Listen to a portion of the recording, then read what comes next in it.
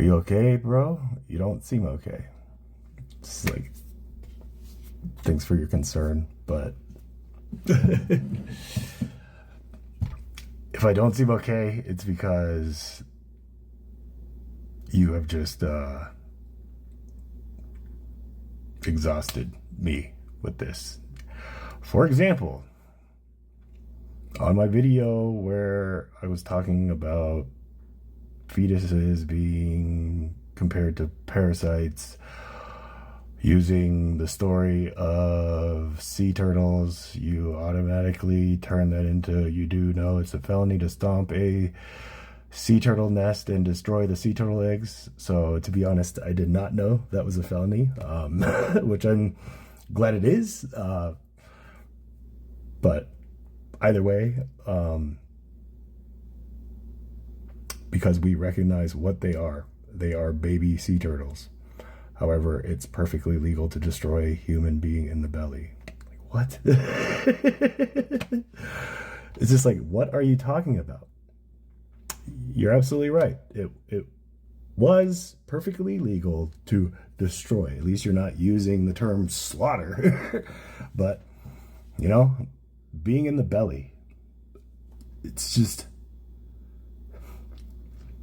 it's like the tree of knowledge. God planted this and said, do not touch that tree or you will die, right? Are you going to tell God, you shouldn't have planted that tree? Like, there is a specific purpose, and you're just like children in your Garden of Eden, where you've eaten the fruit too. Only you are deceiving yourself and your fellow ministry members.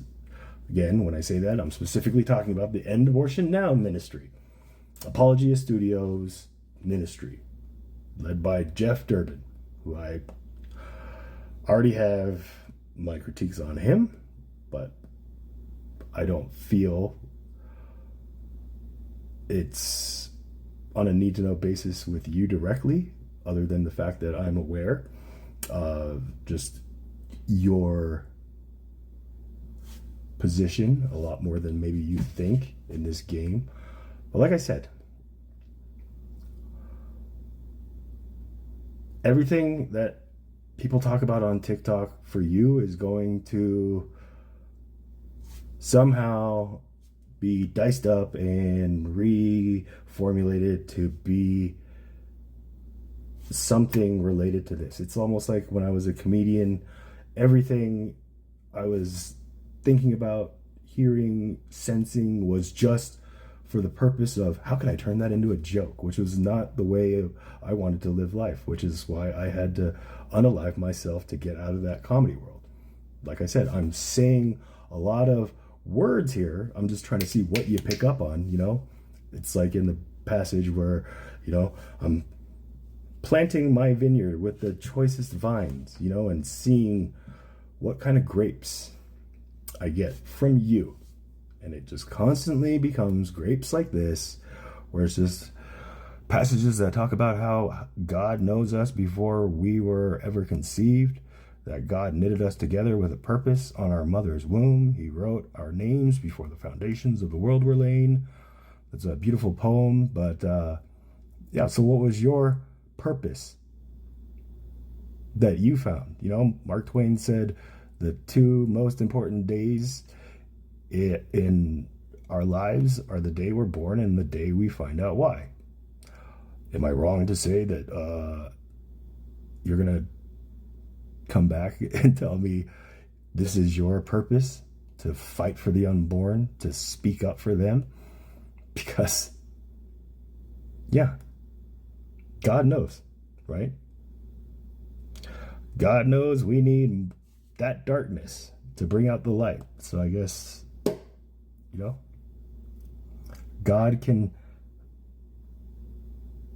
make anything good from evil. And like I said, I'm directly not in a hateful or, ill-intended way, just a candid, Christ conscious critique, because you seem to be somebody who likes to critique everybody else. So here you go.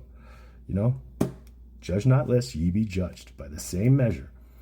And I'm just saying, I've already called you out on a bunch of things, like your daughters and all this stuff. So either you're not paying attention or you are deflecting.